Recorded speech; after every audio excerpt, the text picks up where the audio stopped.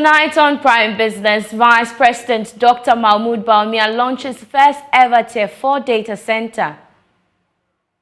The launch of this data center feeds and fits perfectly into government's passion and drive to ensure that we have adequate data of the country upon which our digitalization agenda will thrive.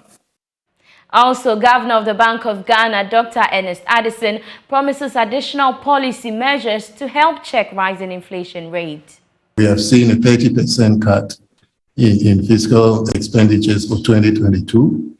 And as Pieroski said, this cannot be done by the monetary policy alone. You also need that fiscal complement to address this inflation situation that we are facing. We'll bring you more from his lecture at the London School of Economics. Also, Association of Ghana Industries urges government to prioritize local businesses in policy formulation. Policy direction of government sometimes don't favor businesses in Ghana. Energy cost, for example, cost of production and everything is what we are advocating for. Cost of borrowing is even too high. I am Beverly Broohm. Please stay for details.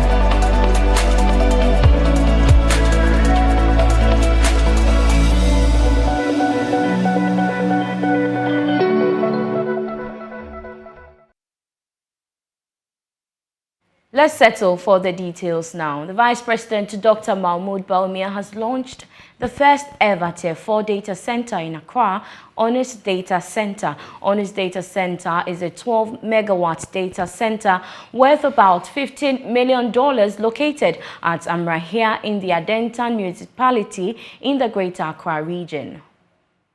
Launching the Onyx Data Center, Vice President Dr. Mahmoud Bawumia said the certification to establish a Tier 4 data center in Ghana is a major milestone in the strategy to create a world-class data hub in Ghana to serve the local and sub-regional market. The launch of this data center feeds and fits perfectly into government's passion and drive to ensure that we have adequate data of the country upon which our digitalization agenda will thrive. This strategic investment by the African Infrastructure Investment Managers and its management will assist the government to realize our digitalization goals as it continues to build new systems to change the old ways of doing things. I am told that the initial investment and subsequent ones by the African Infrastructure Investment Managers is and will be in excess of $48 million. Chief Executive Officer of the Onyx Data Center, Michael Nahon, said job creation and skills development remain the company's priority. He describes Ghana as a country with less investment risk, hence the reason to set up here first on the continent. We determined that Ghana would be the right place to start this initiative. We looked at the sovereign risk in the countries in the region, and we felt that Ghana offered the most welcoming proposition, and the low sovereign risk in Ghana was the ultimate solution. Accordingly, this is where we started. The collaboration with Ghana and South Africa is the underpin to the investment. The investment is made by Old Mutual's African Fund, AIM. They are the major investors and funders in the facility, and they will continue to fund the expansion across the region. head of sales for Onyx, Kwame Adam Scott, explained that Onyx is a facility with world-class infrastructure to host data storage servers of different organizations and companies. This keeps them up and running non-stop of up to 99.95% uptime of the Tier 4 classification. The Tier 4 basically is that the availability we provide, it's 99.95. In that, within a year, that fraction of the 100% is the amount of time we can go down within a year. So if somebody is providing 90% availability, meaning that within the whole year, that entity can go down 10%. But for the hyperscalers, for the international clients, for the banks, for the enterprises, for the media houses, they can't afford for systems to go down. That is why Tier 4 is ideal. This facility, upon completion, will have almost 600 cabinets and then almost 15 to 20 megawatts of power. Bank of Ghana Governor Dr. Ernest Addison has highlighted the country's rising debt stock as a major challenge in checking inflation and ensuring economic stability. The country's debt stock reached 391 billion cedis in March this year, but there are projections that it could hit threatening levels soon. Speaking at a lecture at the London School of Economics, the governor noted that the situation calls for some tough measures. As countries in the sub-region became increasingly integrated into the global trade and financial networks, the uncertainty surrounding the timing of monetary policy in the advanced countries has also increased the volatility of capital flows to emerging markets and developing economies, as well as the African frontier economies, some of which has led to sudden reversals of capital flows, leading to very large and disorderly depreciation in the exchange rates, with adverse implications for both inflation and financial stability. There have been other exogenous shocks, as you're aware. The oil price shock, the pandemic, have also brought significant challenges to monetary policy implications.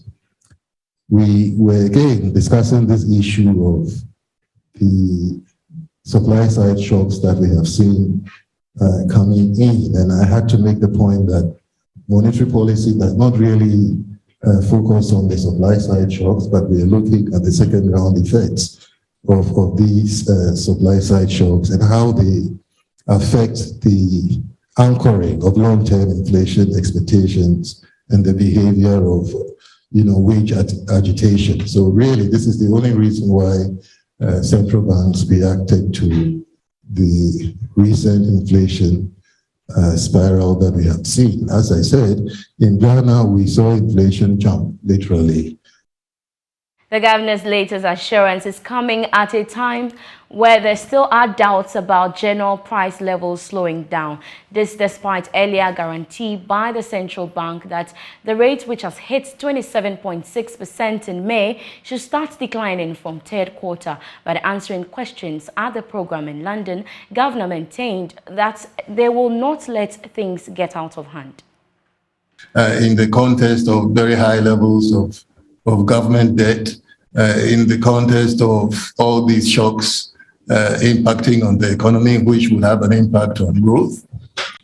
Yet we tightened monetary policy on 2 occasions, right? And one of the reasons for doing that was to ensure that we kept non-resident flows at home to support the domestic economy. So yes, I mean, the external financing constraint is a major factor, in our circumstances, and we are doing the best that we can to try to manage or keep the incentives right, keeping those investor flows in the local economy. And that brings me to the question from Reuters. She's more or less asking me whether we are going to be seeing more policy tightening or we think inflation has peaked. And we have been arguing that the pace at which prices have gone up, the last reading that we saw, appears to be slowing down.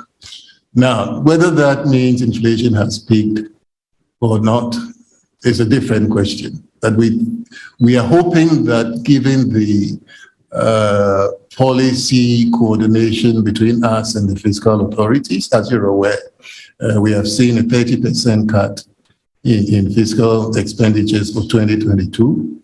And as Pieroski said, this cannot be done by the monetary policy alone. You also need that fiscal complement to address this inflation situation that we are facing. Let's move to the Ashanti region now, where the Association of Ghana Industries is urging the government to prioritize local businesses in policy formulation. The association believes this would have a tremendous impact on the country's economy. The Ashanti, Bono East and Ahafo chairperson of the Association of Ghana Industries, Kwesi Nyameke, was speaking at the second quarter general meeting of AGI held in Kumasi. The Ghanaian business landscape, according to the regional chairperson of AGI, is facing numerous challenges. He wants government to pursue policies that would improve the business environment in Ghana. Kwesi Nyameke is the regional chairperson of the AGI Ashanti, Bono and Ahafo regions. AGI is facing a lot of challenges as industry. Policy direction of government sometimes don't favor businesses in Ghana. Energy cost, for example, cost of production and everything is what we are advocating for. Cost of borrowing is even too high. I was even talking about the development bank government is bringing together and the way they want to implement it, which is not suitable for industry. The AGI is one of the implementation partners of the Partner Africa project, which seeks to close the gap between academia and industry. The Kwame Nkrumah University of Science and Technology has partnered with the AGI to train students. The industrial attachment is to prepare students for the job market. Professor Datsun Awunyo Vito is the head of Agricultural Economics, Agribusiness and Extension. Now we are rebranding the vacancy training into workplace learning so that the students can learn at the job environment before going to the industry. And since they are working in the industry, Association of Ghana Industries is the best place that we can get a forum and be able to identify the industry for various programs that we run at the university. That's why we decided to partner with the Association of Ghana Industries. We want to close the gap between industry and academia because we realize that the industry appears to be separate from academia. So what we intend doing now is we intend to invite industry to be co-lecturers on some of the programs. This year's general meeting was held under the theme Green Businesses, the Link for Job Creation and Profitability. SNV Ghana has advised industries to venture into green businesses to save costs and the environment. In Okujo, a skills and development advisor, SNV Ghana. Being conscious on how to reduce your waste and also ensuring that you are not harming the environment is very critical in ensuring that we are creating sustainable jobs. And so that is what we do. So for us as SNV, under the Green Project, we are sharing information around how and the best practice of doing this through our work with the Ghana Cleaner Production Center, getting SMEs to assess their practice, in operation. Anita Selwajuga's report, read to you.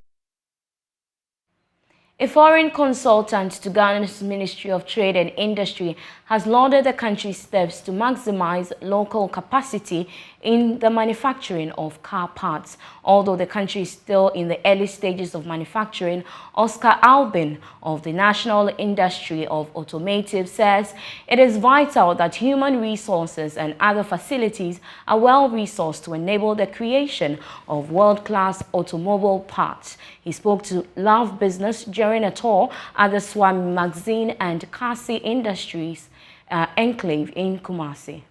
Officials from the Ministry of Trade and Industry and the Technology Consultancy Center of the KNUST have been visiting to assess some automotive component manufacturers in the Swami and Kasi industrial enclaves.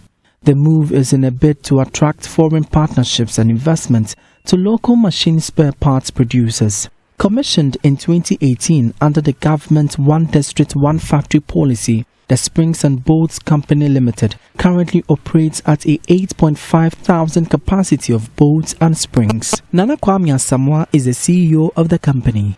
producing locally is very expensive. Now the government is supporting us. Notwithstanding, we need some more help to expand because there's a huge market in the West African sub-region. Currently, our state, we want to increase capacity from 8.5 to about 24.5 tons on a weekly basis. You know, with that, we can employ more than 200 employees locally and also provide close to 400 direct and indirect jobs.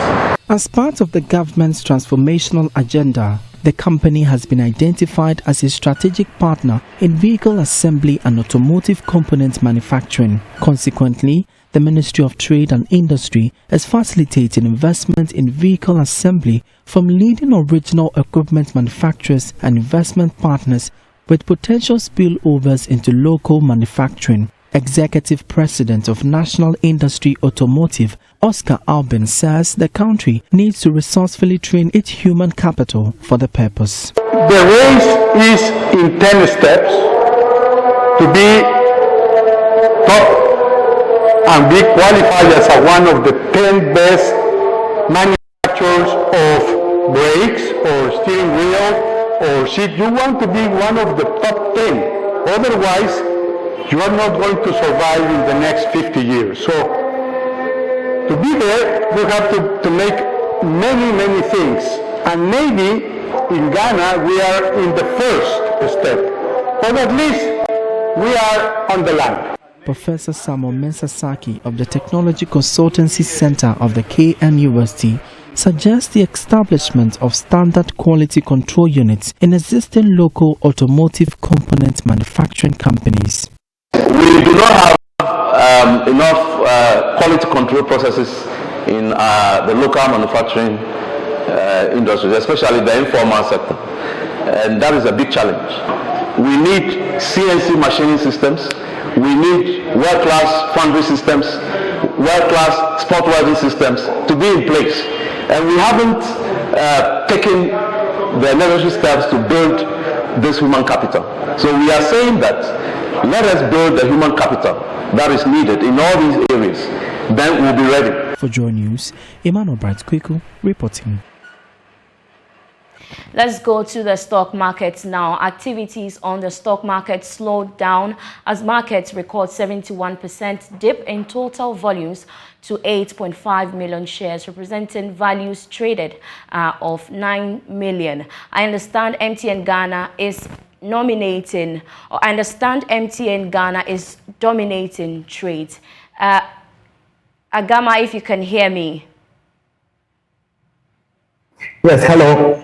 Yeah, so for this week, we saw activities in 21 equities and 1 exchange traded fund.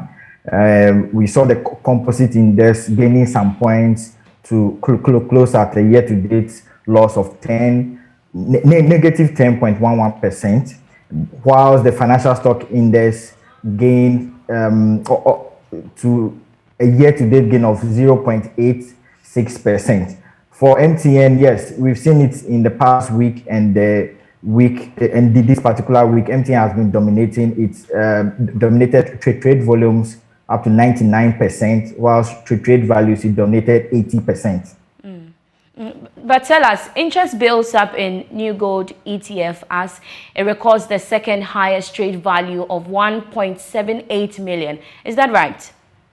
Yes. It is beginning to show as such on the market as investors are beginning to tend towards the exchange traded fund. It recorded the highest, the second highest values traded, whilst we saw gain in MTN and then Societe Generale lost a peso to close at 1.18 Ghana cedis. Thank you so much. So on that note, we move to the Western region to bring to you this week's edition of our Joy Business Shopping List. It's the new Takrady market where traders from the Takrady market circle were moved here. Today, we are here to find out how commodity prices are. This is a great on your no buy it. A bit that we first no they turn by 1.8. As at now, the market is quite bad. Things have become quite expensive. At first, we bought rice at 180. Now it's 201 cedis. Everything has become so expensive. And even sugar now sells at 400 Ghana cedis. The price we sell it is 4 cedis 50 pesos. And even that, people choose to buy it or not. Everything has become very expensive. Broken rice was 3 cedis, now it's 4 cedis. Everything has become expensive, and now when people ask of price, they can't buy. Since I brought in you, or any season, no doing to top abroad, no boy because of Bubu foam. Yenye Binto, Kumasin and Cry for Okashi Crassa. Mon surprise awarded in Pona, what I get to what the Bataprada, yen to Munto. Because plantain has become very scarce in this rainy season. Those who bring it from Accra and Kumasi sell it at a very high price. So those of us in Takoradi, we can't buy. Those we buy from get it from villages, hence the high prices. It is not our fault, neither are we hiking the prices. Left to us alone, it will be in abundance. We really struggle a lot to buy. Getting it costs a lot, hence the price. If it was less expensive, it would have benefited all of us. Traders here tell me that there is an increment in some commodity each week, and some of them it is a monthly increment. They tell me that with the exception of tomatoes, which has reduced, the rest of the commodities keep on increasing. Last month, the sack was 66, let's say 6 million. And this year, and by this time, the sack is 7.5. And including the lorry fare, it will be 8 million. So I sell the blue band 80 cedis, Congo. We have 25 cedis and we have 17 cedis. We have 2 cedis, 3 cedis, now 5 cedis. Okay, so how many pieces would you give for 5 cedis, 3 cedis, 2 cedis? Some 5 cedis is 5. The big one 5 cedis. Now the medium one is 3 for 5 cedis. Now the small one is 2 cedis. So this one is 2 cedis. Okay. So that means one is 50 pesos. Now this one is 3 cedis. So if you want to sell this one is for 70 pesos. Okay. Now this one 1 cedis, 1 for 1 cedis. So that is 5 cedis. Yes. And then this particular one? That one is 17 cedis. So if you want to sell that one, you can sell one for 2 cedis, one to 50 pesos, one to 1 cedis. They say they want stakeholders and the government to work around the clock to make sure that prices are decreased so that they can also earn meat here. For Joy Business, I am in Athalia Kwanza, Takoradi. That's your shopping list for this week from the Takoradi Market. On that note, we end business here on the Joy News channel. You can visit myjoyonline.com/business for more business stories. I am Beverly Broohm. We leave you with business news making headlines on the international front.